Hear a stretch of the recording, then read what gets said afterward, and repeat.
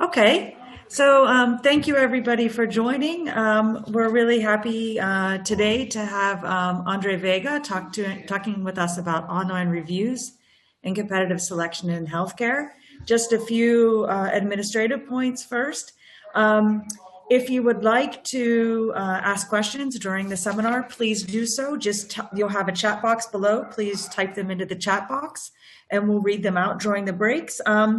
If you want to ask your own questions during the Q&A, then we can set that up. The seminar will be recorded, however, so if you don't want to be recorded, then you shouldn't ask a question out loud. And also I want to advertise that on December 2nd, I'll tell you that at the end because you're not going to remember now anyhow. So very happy to have Andre Veiga talking to us. Andre, the floor is yours for the next 45 minutes. Thank you. So thank you so much for inviting me. It's really, really great. And thank you everyone for attending. This is joint work with Zach Brown at Michigan, Ashwin Gandhi at UCLA, and Chris Hansman, who's my colleague at Imperial College. So I'll just start off by saying that even though we do think we have a number of interesting results that we're going to share with you today, this is a preliminary and ongoing work, and we're actually in the process of getting some more granular individual level data. So we very much appreciate your thoughts and comments as we sort of take the paper forward. So what is the paper about? Well, if you are familiar with the English National Health Service, or NHS, you know that general practices, or GPs, primary care doctors, are a big part of the system. So everyone is sort of registered with a GP, and you use that to get small treatments and to sort of be referred to secondary care. And there's also this website called NHS Choices, which you can basically think of as Yelp for doctors, right? So it works very much in the same way as Yelp, and I'll give you a lot more details in just a second.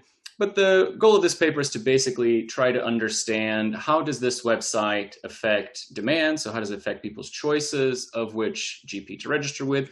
And also, how does it affect supply? How are GPs responding to the website, if at all? And how are they being impacted by the website? So we think that this type of question is interesting sort of in its own right. But we also think that these issues of providing consumers with better information might even be particularly important in healthcare, because we know that healthcare markets have a number of frictions that mean that they're not typically operating at a first best allocation. So we know that there tends to be high inertia. We know that from the work of Ben Hendel. We know that there's also a lot of behavioral responses. So we know that, for instance, since the work of Abelok and Gruber in 2011. So let me give you a little bit of a preview of what the results we find in the paper, and then we'll dive into the details. So there's going to be a reduced form part of the analysis, and then we're going to move on to a structural form. In the reduced form, I'm going to use this fact that the website, much like Yelp, the website is going to show the average of previous reviews, but it's rounded off to the nearest half star. So that's going to very naturally suggest a regression discontinuity design, and that's exactly what we're going to do, what we're going to use to understand what is the causal impact of getting an extra half-star rating on this website? What is the causal impact of that on demand? We're going to find that individuals respond to the website, but this reaction is actually relatively small. We're then going to turn to the supply side and check whether the doctors themselves respond to the website. We actually observe a number of dimensions about what these doctors are doing. The NHS administers surveys to patients to figure out how the doctors are doing, and we also know things directly from the doctors about what their prescribing patterns are. We're going to find that GPs do not really seem to be responding directly to the website, but the more people are registered with you as a GP, the more money you get from the government. And so we do find that there's this indirect effect where the bad GPs, by which I mean GPs that are on the wrong side of these thresholds, are more likely to shrink, so to lose doctors, and actually to close altogether. We're then going to put together a very simple structural model of patient demand and GP exit. And we're going to try to use this model to simulate a counterfactual where we remove this website and try to understand what are the consequences, what would have been the consequences of doing so. And we're going to find that, of course, the website reallocates individuals from bad GPs to good GPs, but that's just on the demand side if you hold fixed the set of GPs in the market. But on top of that, there's this competitive selection effect, whereby the GPs that lose patients are more likely to exit. And so when they do, everyone from that GP has to find a new doctor. And so once you take the competitive selection effect into account, that kind of doubles the overall effect of the website. So on the whole, we find that the website has shifted about 5 million patients over a period of 3 years. There's a number of related literature. There's a number of papers about online reviews, not necessarily in healthcare, but in industries like retail, hotel, and restaurants. There's, of course, a large literature on quality information and health outcomes. And there is even some work linking quality and patient choices, specifically in the context of the NHS, although we think that we are adding something to this literature in terms of very credible causal identification and our focus on these online systems for delivering information. Of course, there is a literature on competitive selection and how this forces the worst firms to exit the industry. For the sake of time, I won't spend too much more time on the literature. What I'm going to tell you about today is about the background and data. Then we'll stop for a couple of minutes for questions. I'll tell you about the reduced form evidence. We'll take a couple of minutes for questions again, and then I'll tell you about the structural evidence. Okay. So let me tell you a little bit more detail about this English market, quote unquote, for general practitioner doctors. Almost every individual in England, and we're going to be focusing on England, not on the whole of the UK, almost every individual chooses a GP. They sign up with a GP clinic, not with an individual doctor. These GP clinics really are not supposed to reject patients. They can do that with very few exceptions. So if they're totally at capacity, they can reject patients. Or if you're living in Manchester and you try to sign up for a practice in London, they might say that that's totally crazy and not let you do that. So one important feature of this market is, of course, that there's no prices. Individuals don't ever pay anything at the point at which they're receiving care. So the differentiation between these GPs is in terms of where they're located and also in terms potentially of the quality that they're providing. And of course, this is going to be very related to the stars that they're getting on this review website. Now, in principle, individuals are free to choose whatever GP clinic they want. And in fact, the NHS has really tried to encourage this in recent years. And creating this website is a part of this plan. In practice, there's a lot of inertia in this market, and few individuals actually switch their GPs. What do these primary care doctors do? Well, they provide minor treatments, they'll prescribe some common drugs, and they're also gatekeepers for secondary care. So if you want to see a dermatologist or a cardiologist, you need to go to your GP first, and then they'll pass you through to someone at one of the hospitals. How do the GPs get funded? Well, about 75% of the money they receive are capitation payments. So it just depends on the number of people that are registered at the GP. It doesn't really depend on whether these people are actually going to appointments and using the GP services at all. There's a small amount of risk adjustment. So older patients, for instance, imply a slightly bigger amount of money for the GP, but this is not very significant. The remaining 25% is performance pay. So the NHS has a number of indicators where they check, for instance, if you're measuring blood pressure for your cardiac patients and things like that. And they associate some financial incentives with that as well. And then there's the NHS Choices website, which we'll be focusing on. This is actually a very widely known source of information in the UK.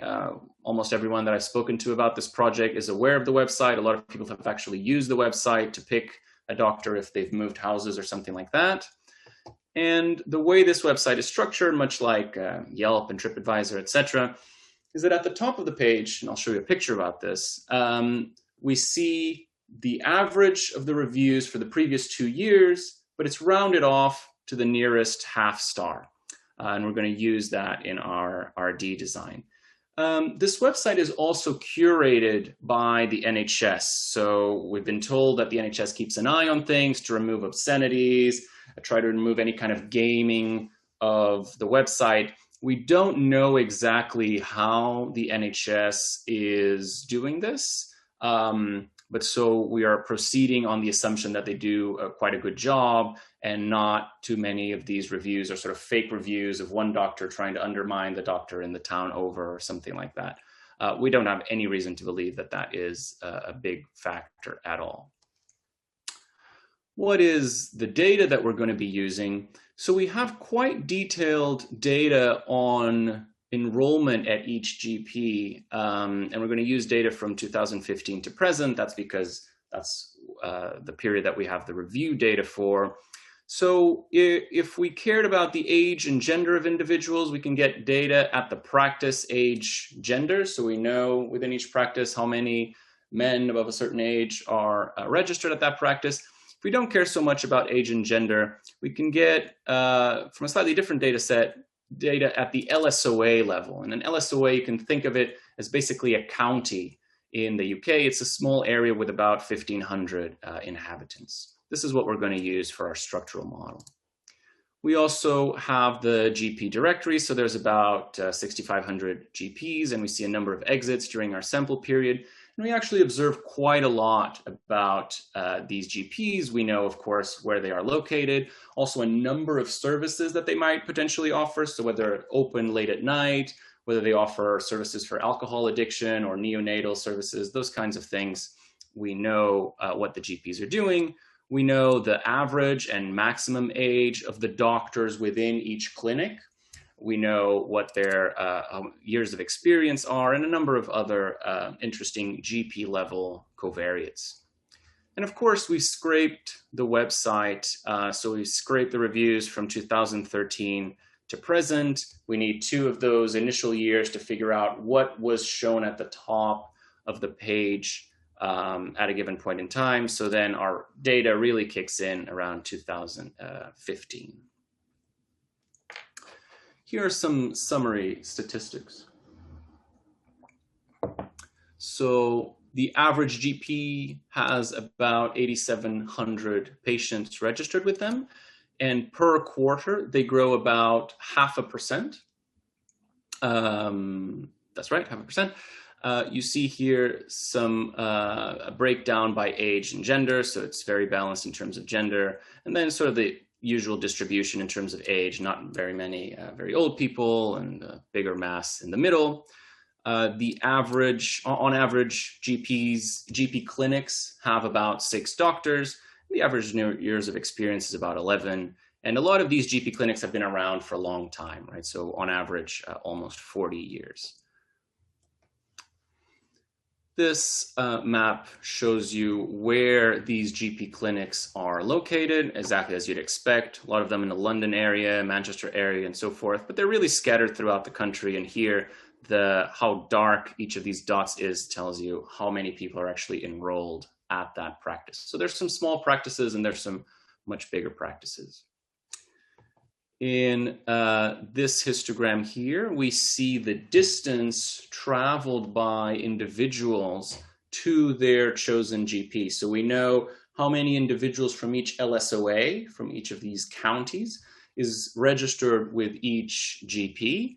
And so this is a histogram of just those distances. We've truncated this at 10 kilometers, but you see that most people really do manage to find a GP relatively close to where they live, although some people end up traveling a fair amount. Of course, this is especially true if you're living in pretty rural areas, not true if you're living in London. And here is an example of the actual website. So the website is a little bit different nowadays. So there's been a sort of change in format in 2020. I'm not going to talk too much about it, but this is actually a somewhat exciting thing for us to explore going forward. But during the period of the sample, the website looked kind of like this. You can look up any practice that you're interested in, and then it shows you very prominently what is the average rating that this clinic is getting. It also tells you how many ratings this score is actually based on. So you see in this case, they have 3.5 stars. You can also find out a number of other characteristics of this particular clinic. Again, what kind of services they offer, whether they're open late at night, etc. What about the reviews? As in so many of these markets, people are typically either absolutely thrilled about their doctor or they couldn't be angrier. So we get a lot of 5-star reviews and a lot of 1-star reviews, not a ton of reviews here in the middle. But then if we compute the average review, the average star rating for each GP, then we get a distribution that seems a lot more informative and a lot more reasonable. So there's not very many GPs that have an average of 5 stars, not very many GPs that have an average of 1 star. So there's a much bigger mass of GPs that are somewhere in the middle. And this follows something like a bell-shaped curve of some sort. These dashed lines you can see here are the cutoffs at which you go from, say, a 3-star rating on the website to 3.5. So of course, if you have 3.24 is your real average, then you get rounded down to 3. But if you have 3.26, you get rounded up to 3.5. And that's what these thresholds symbolize.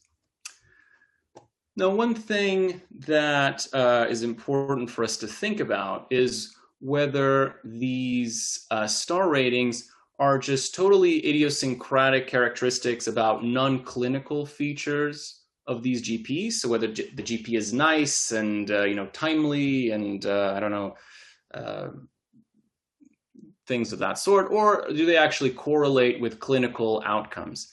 And again, the NHS does frequent surveys of patients where they ask them questions like, was it easy to get through to your GP? Were you actually able to get an appointment? Did the GP explain things to you properly, etc.? And we correlated all these things with the reviews on the website, and they are quite positively correlated.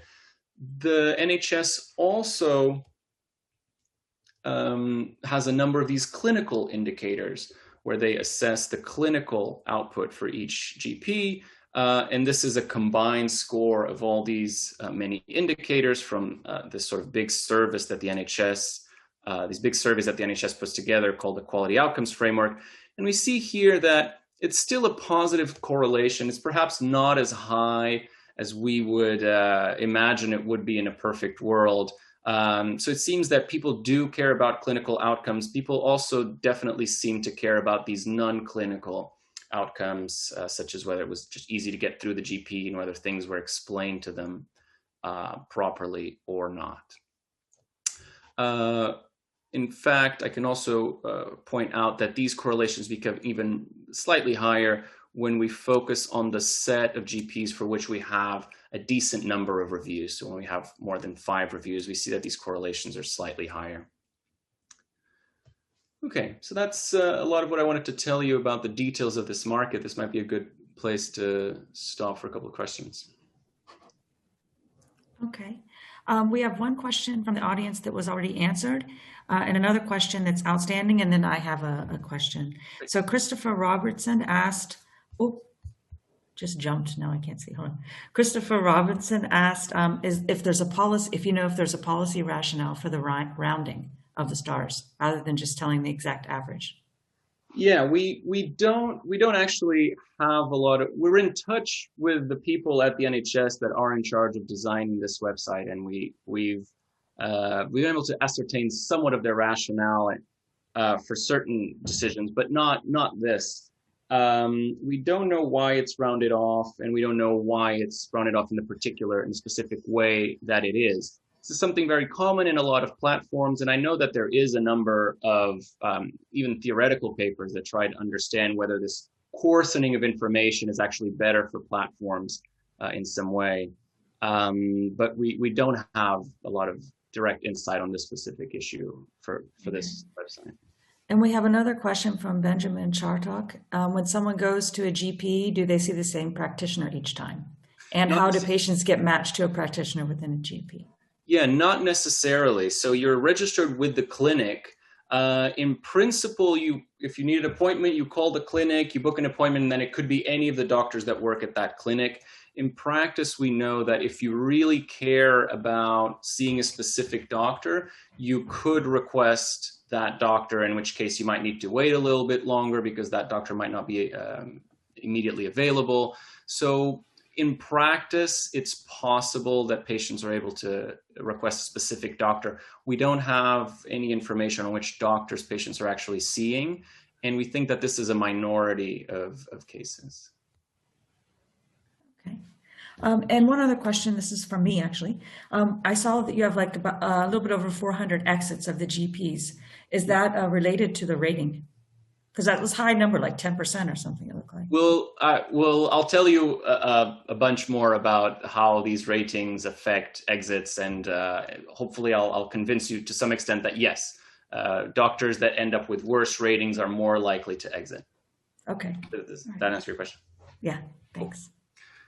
Great, thank you. Those are great questions. Thanks a lot. Okay, so let me tell you about our reduced form evidence. So we're going to use a regression discontinuity design. The assumptions is that individuals are going to find it very easy to observe the sort of rounded out star rating at the top of the website.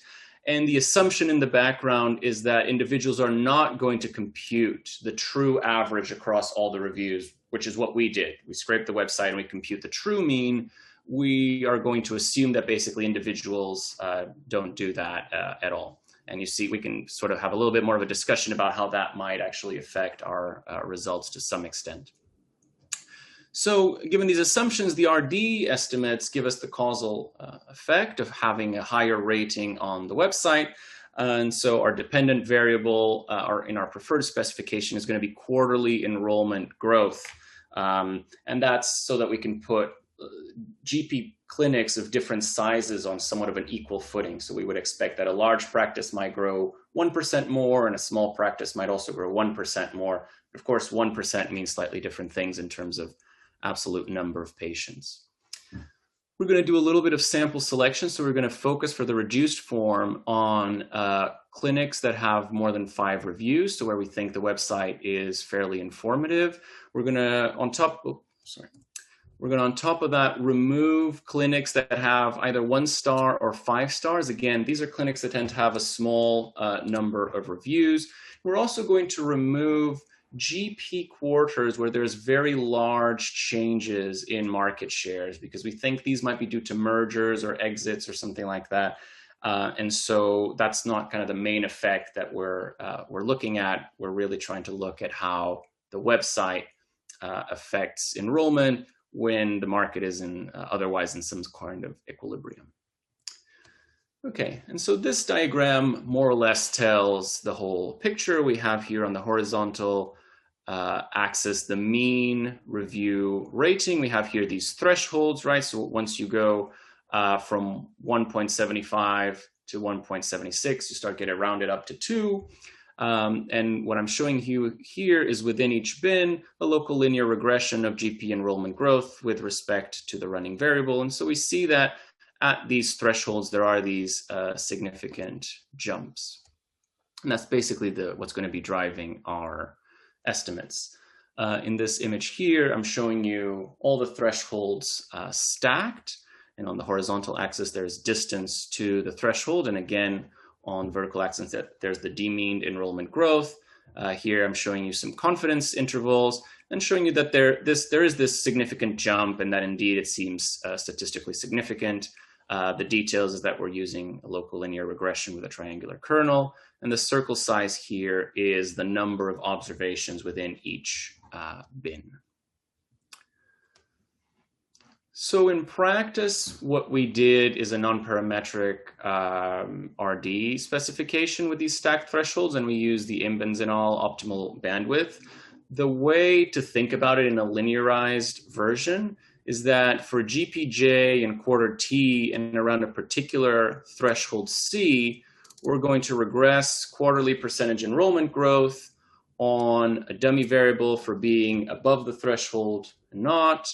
And then we're going to allow, so these two terms here allow for different slopes on either side of the threshold. And we're going to add these threshold fixed effects. That's basically a way of demeaning the dependent variable. And so these are our main results. See here, our preferred specification is enrollment growth. And we see that being above the threshold results in 0.05, about 0.05% increase in enrollment growth. We could repeat this exercise as a robustness check using as a dependent variable the change in enrollment or even the enrollment level. And this thing still we sort of think of these as robustness checks. These are broadly pointing in the same direction, but we think the more reasonable way of thinking about it is in terms of enrollment growth. Just to sort of emphasize, what does this mean economically? The mean enrollment growth per quarter below the threshold is about 0.4. So this is sort of a 10% increase relative to that mean. We did a number of robustness checks. So we use in our main specification the Imbens et al. Optimal bandwidth. We also tried, which turns out actually to be quite large in this context, because you see actually these curves seem to be pretty close to linear on either side of the threshold. But we also looked at using different bandwidths. And if anything, when we use a smaller bandwidth, so when we restrict ourselves a little bit more, if anything, the point estimate increases and is still statistically significant. So we feel fairly confident that the results are not being driven by the choice of bandwidth. We also tried a falsification test. So we shifted all the thresholds to kind of the wrong place. So for instance, the threshold for 3 stars, instead of being at 2.75, is now at 2.5. And of course, as we expected, this makes all the effects disappear. And we also looked for heterogeneity in these effects. So which groups of individuals are responding more or less to this website? What we find is that there's not very large heterogeneity in terms of gender, as you can see here.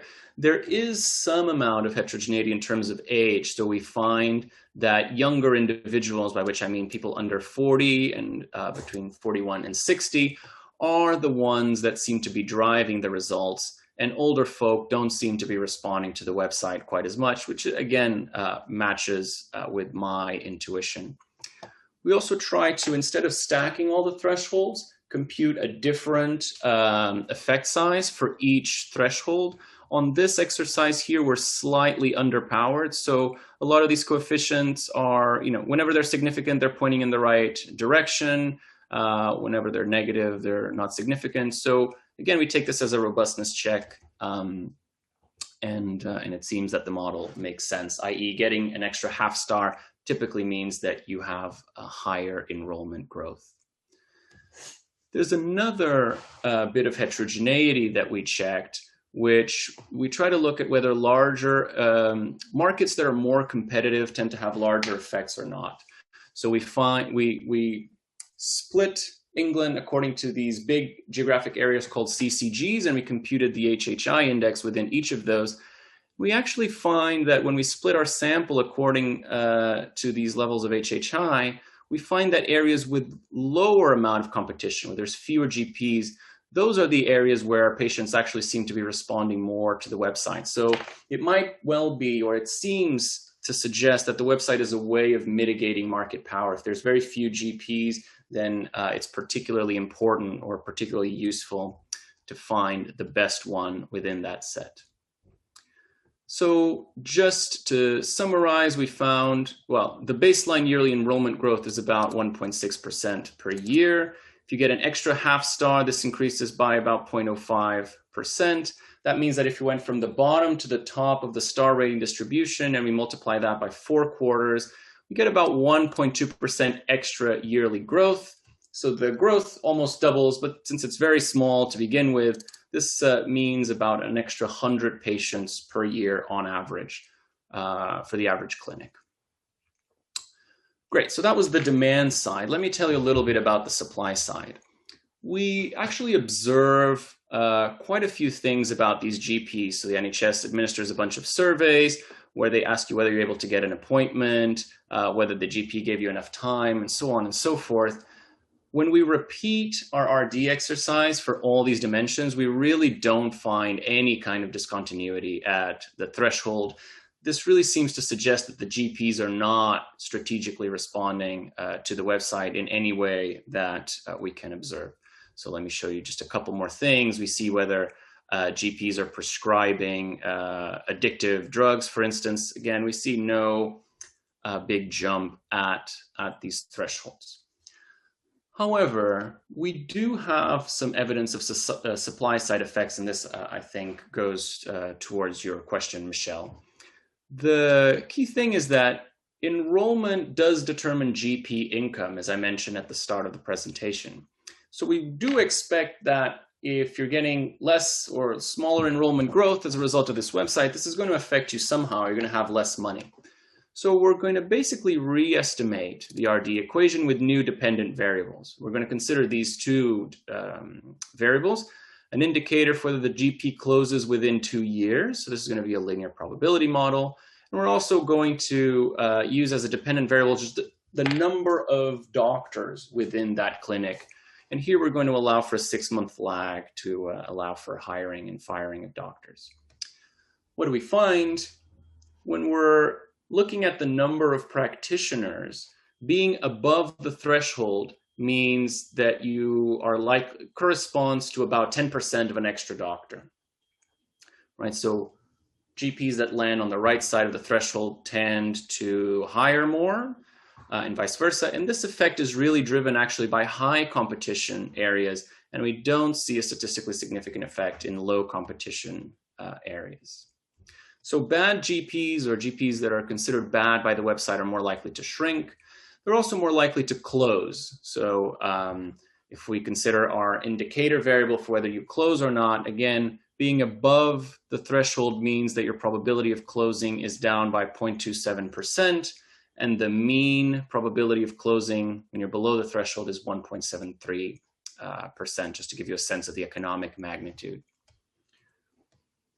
There's also some evidence, we don't want to push this too far, and this might be something for a different paper. There's some evidence that actually GPs in low-rated practices, when they move out of these low-rated practices, they tend to go to better-rated practices. So what we basically did is split the sample between doctors that go to higher-rated practices and not, and we see that the effect is really driven by doctors that are going to higher-rated practices.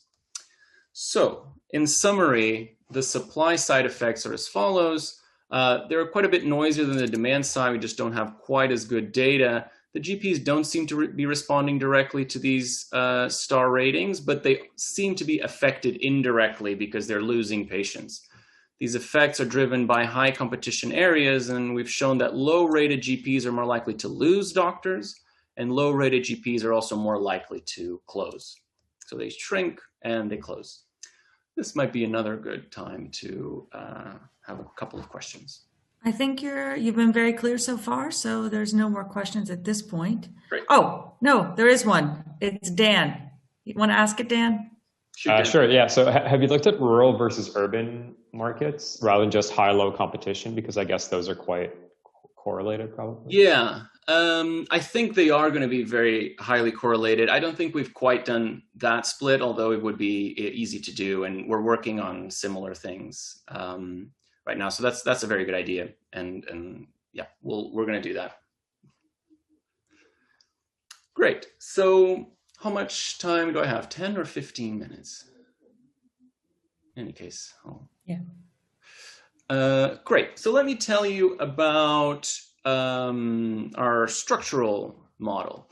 So our goal is to have some quantitative sense of what has been the effect of the website. So our goal, more specifically, is to simulate GP choices for this period of 3 years in the absence of the website, and then compare to what actually happened. The thing to keep in mind is that the website has two effects. One is that individuals pick better GPs, but also these bad GPs, because they lose enrollment, they're more likely to close. And if they close, individuals in those clinics, they're going to need to find a new GP. And so that's going to further push people away from bad GPs. So we're going to estimate two very simple models, a very simple model of demand and an even simpler model of GP exit, and put the two together to simulate this counterfactual here. There's a number of challenges that we need to think about. The first one is that we can't just use the sort of local RD variation that allowed us to get these causal effects in the reduced form. We're thinking about a discrete choice model, so we can't just focus on a subset of the data. We must take some kind of global approach. Another important challenge is that inertia is very important in this market, so we're going to try to think of a way to at least capture that in some sense. And the third is that we want to have some sense of how individuals are updating their beliefs as a consequence of what they see on the website. So let me tell you what we do on the demand side. We consider enrollment from LSOA I into GP Clinic J in quarter T. The relevant variables are the exact average reviews. So this is the running variable in the RD, the number of the stars. So that's just a coarsening of RJT, the number of reviews, a vector of GP characteristics, whether they're open late at night, etc. And of course, the distance from LSOA I to Clinic J is going to be very important. The choice set that we're going to be considering is we're going to allow individuals in a particular LSOA to choose amongst all the GP clinics that are within a 20-kilometer radius. So that is really quite exhaustive. We don't see very many individuals going further than 20 kilometers. Our GP covariates include things like the number of patients per doctor in the clinic. So this is going to capture in a very simple way capacity constraints and waiting times that individuals might experience at a particular clinic. We're going to include things like practitioner experience and age, dummies for the provision of a number of these services. And we're also going to include directly into the utility, the indirect utility function, lagged market share as a way of capturing inertia. So if there's a lot of people sign up with a particular doctor, we're going to predict that there's going to be a lot of people signing up with that doctor in the next period as well. And the results I'm showing you use a 20% sample for speed. Now, one thing that's important to keep in mind is that doctors that have just one review or that have 5 reviews, 1 star on average or 5 star on average, tend to have a much lower number of reviews. So typically you get your first review, it's someone that's really angry or really happy. It's either going to be a 5 or a 1. And then as you start getting more reviews, you start getting a better, more accurate star grading, and you start landing somewhere here in the middle. And we're going to want to take this into account somehow in our structural model. The way we're going to do this is by having a very simple model of belief updating. We're going to assume that all individuals start off with a prior. So they believe that every GP's quality in terms of stars is exactly the number of stars that we see in the population overall. So that's about 3.5. And then individuals are going to obtain further information from 2 sources. One is the website star rating, and the rest is kind of everything else, which we're calling word of mouth. So we're going to assume that these word of mouth, the website rating is pretty simple. We're going to assume that the word of mouth signal is correlated with the truth. So it's the true average star rating for that particular GP plus some noise. Individuals are going to observe these 2 signals and then form some posterior beliefs about GP quality. And importantly, individuals are going to update their beliefs more based on the website if there's a large number of reviews than if there's a smaller number of reviews. And so the number of reviews is given by N sub JT. So this is the utility function that we considered. Individuals from LSOA I going to clinic J in time period T. Their utility increases with this term here, which is the average quality of a doctor with a star rating SJT. And so this parameter alpha here is going to capture how much people care about the reviews on the website. Now this term here is the average quality amongst doctors that have their exact rating RJT. And so this is going to capture word of mouth in some sense. And then we're going to include a vector of GP covariates, a flexible function of distance, and the usual type 1 extreme value shock. The way to think about I'm going to tell you a little bit more about how exactly we're computing these variables in a second, but a way to think about what's identifying what in this model is that this parameter alpha is going to be identified from the jumps at these thresholds, the jumps in enrollment at the thresholds, whereas this parameter here, lambda, is going to be identified by the slope of enrollment within each bin.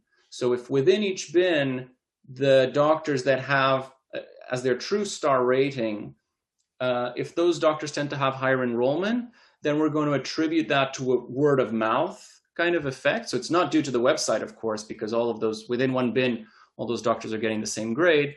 So we're going to attribute that to word of mouth, and that's how we're going to distinguish between these two. So just a little bit more detail on how we're computing these quantities here. So the average quality, for instance, amongst GPs that have a particular star rating SJT is going to be a weighted sum between the prior, which is common for all the GPs, and the quality of all the GPs that have that exact value of star rating. And so the weight we're going to put on this signal here, as opposed to the prior, is going to be this term here, where the sigma squared is the variance of reviews in the population. So it's a proxy for how noisy word of mouth is. So if word of mouth is very noisy, then you're really going to put a lot of weight on what you're getting from the website and vice versa. And so we're going to also scale this, as I had mentioned, by the number of reviews. So you're going to update more when there's lots of reviews on the website, and you're going to update less when there's few reviews. In short, what we're basically doing is assuming that all these signals are Gaussian, and then the Gaussian updating rules means that everything is linear in the running variable or the number of stars. Of course, these signals are not exactly Gaussian, so we're taking this to be an approximation. These are the results from our demand estimate. These things kind of make sense. People like a higher star rating. People also like higher average reviews, which means that word of mouth tends to be somewhat informative. People don't like to travel very far for their GP, and so forth. Let me tell you about our very simple model of GP exit before I wrap up. This is really a very simple model. It's basically a hazard model. So there is some precedent to using this to model firm survival, as I mentioned here, but the GPs are really not very strategic in this model. So we're assuming that entry is exogenous, and then the GPs mechanically get hit by these exit shocks according to some hazard model, and the probability that they get hit by this exit shock is higher when they have a smaller number of patients. So we're going to estimate a proportional hazard model where we're going to assume that this base function is log normal, and our covariates are going to include GP age, enrollment squared, etc. This is motivated by our reduced form estimates that indeed enrollment seems to be driving GP exit. And these are our estimates from the survival model. We see that indeed, if you have higher enrollment, you are more likely to remain in the market, which is the main effect that we are interested in. Okay, so the last thing I wanted to tell you is the counterfactual that we've been building up to, The idea is we want to simulate removing the review system. In practice, what does this mean? We're going to parse that parameter alpha, so the weight that gets put on the website information in the utility function of individuals, we're going to force that to be exactly equal to 0. So people are going to make their decisions based only on the word of mouth information. So we're going to proceed in 2 stages. First, we're going to look at the static effect of this on enrollment. So we're going to hold fixed the set of GPs in the market. And we see that the effect, the website has a sort of obvious effect. These black lines are the enrollment as a function of ratings with the website. Without the website, we see that bad GPs are getting more enrollment and good GPs are getting less enrollment, relative to a world where you do have the website, exactly as you'd expect. So good GPs look better and bad GPs look worse as a result of the review system. But now we're going to add just a quick clarification before you go on. This is also including all of the X's in the distance, or only the word of mouth. Yeah. Oh, exactly. Sorry, you're absolutely right. Okay. All of the GP covariates, etc., except we just force this parameter alpha here to be 0. Okay. Yeah. You're absolutely right. Thanks. Then we're going to add the competitive selection effect, right? So we're going to simulate what happens in this industry for the 3 years, where individuals are choosing their GPs based on the estimated demand model, but without the website. And then GPs are going to close following the hazard model we estimated. And then if a particular GP closes, patients from that GP have to re-optimize and pick a new GP. And the results of the counterfactual are summarized in this graph. We see here mean review rating on the horizontal axis, and on the vertical axis is GP enrollment. We start off with our baseline distribution of people to GPs. And then if we just turn off the reviews and don't have any of the competitive selection effects, we see that bad GPs end up with a few more patients and good GPs end up with a few fewer patients. But then once we also add this effect whereby bad GPs are more likely to exit, we sort of remove that effect, we see that these bad GPs end up with even more people and the good GPs with even fewer people. So to summarize, when we shut down the website, that's the difference from the black line to the first blue line. But then on top of that, if we allow for the competitive selection effect, the difference goes all the way to the dashed line. So it's about twice as much, roughly. And could you wrap up in the next couple of minutes, please? Absolutely. I am done. The takeaway is that these competitive selection effects really seem to matter. And if you don't take them into account, you're sort of missing half the story. And overall, we find that once we take both effects into account, the website led to about 5 million people being relocated from their initial GP. So this is the conclusion slide, but I don't need to go through them. So very happy to take questions and discuss now. Great, that's great. So thank you for that great presentation. And now we're happy to have Marty Gainer to discuss your paper. So Marty, the floor is yours.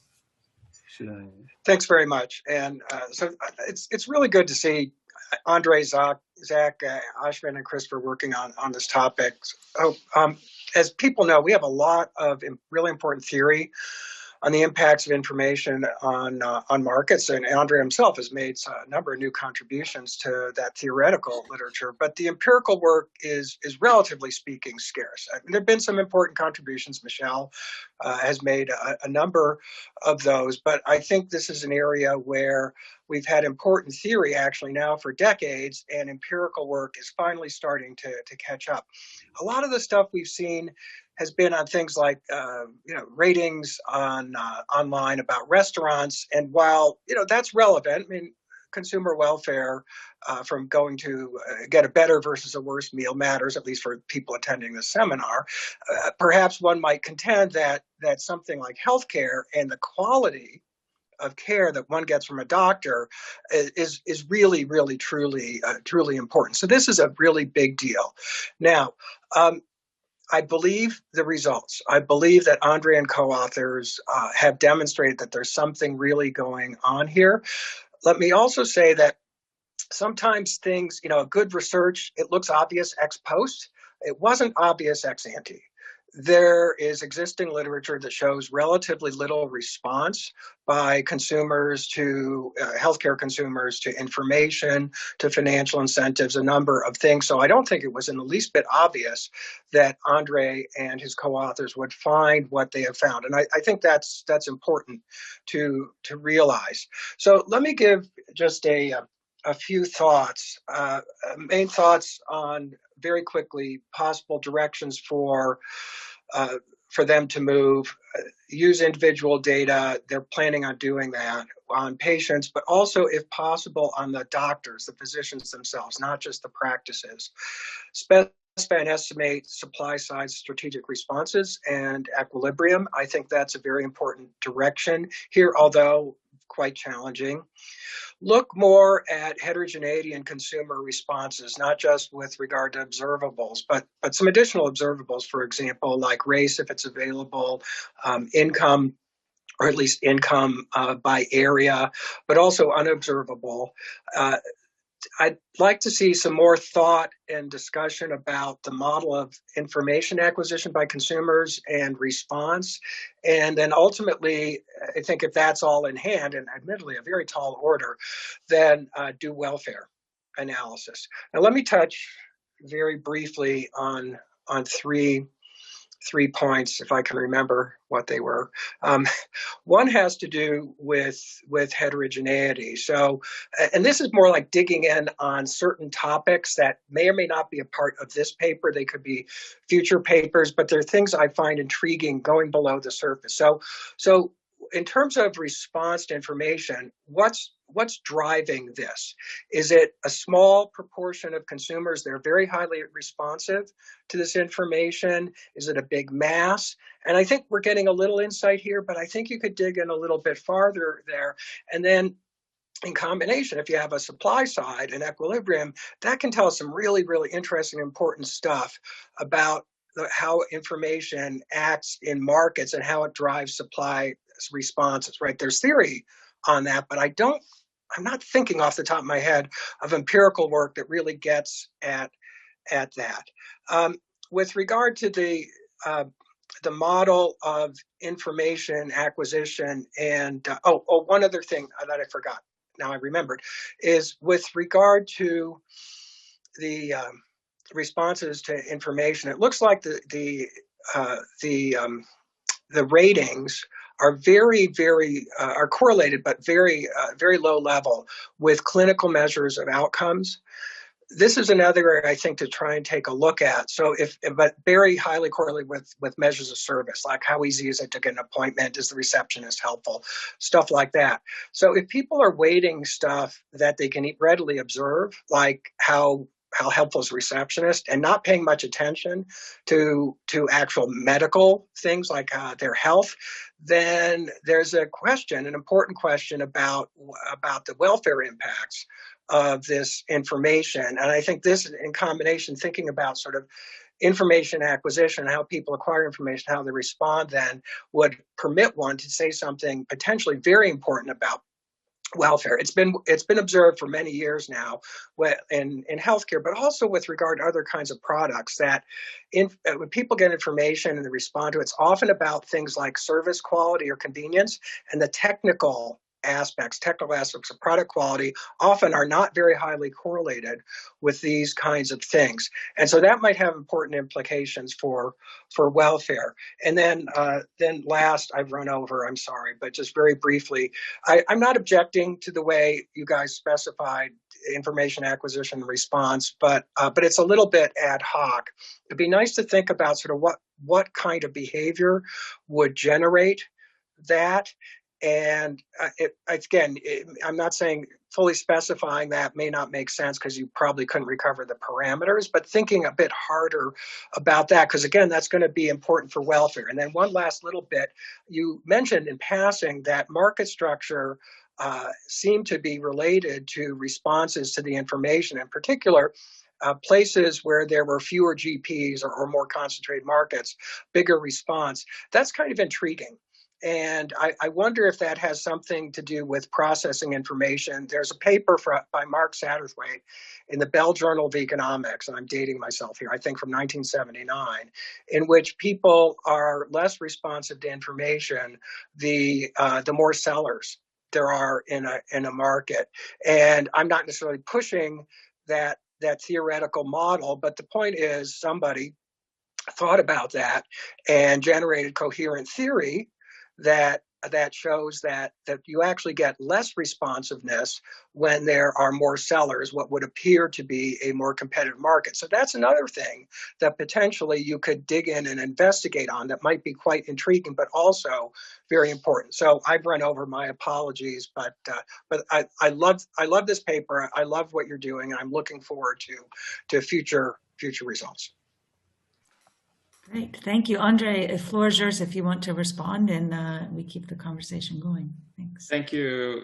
No, thank you so much, Marty. This is like, you're probably one of the top people in the world that I would have liked to ask to read this paper. So it's like a real treat.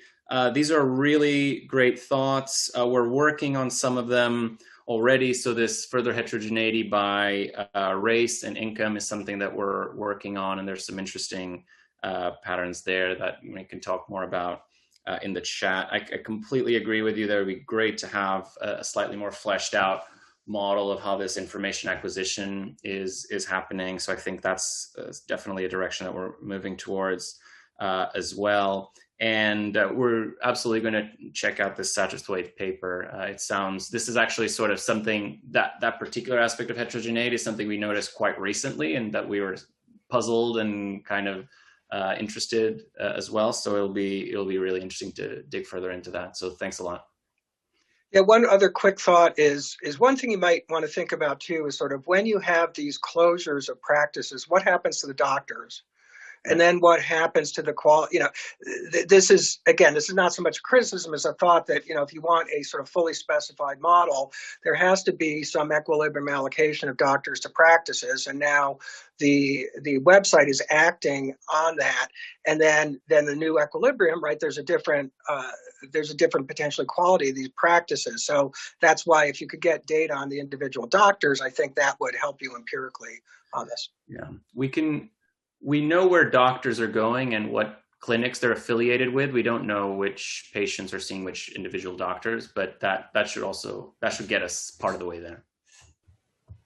Let me just real quickly wrap up officially, and then we can all hang out if we want to hang out and pretend like we're having a coffee or whatever time zone it is.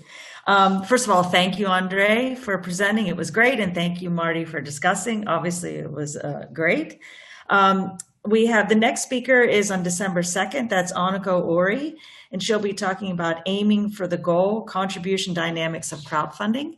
And so thank you to everybody who attended and for your questions. And if you want to hang around, feel free to do so. Now we go unofficial. Bye.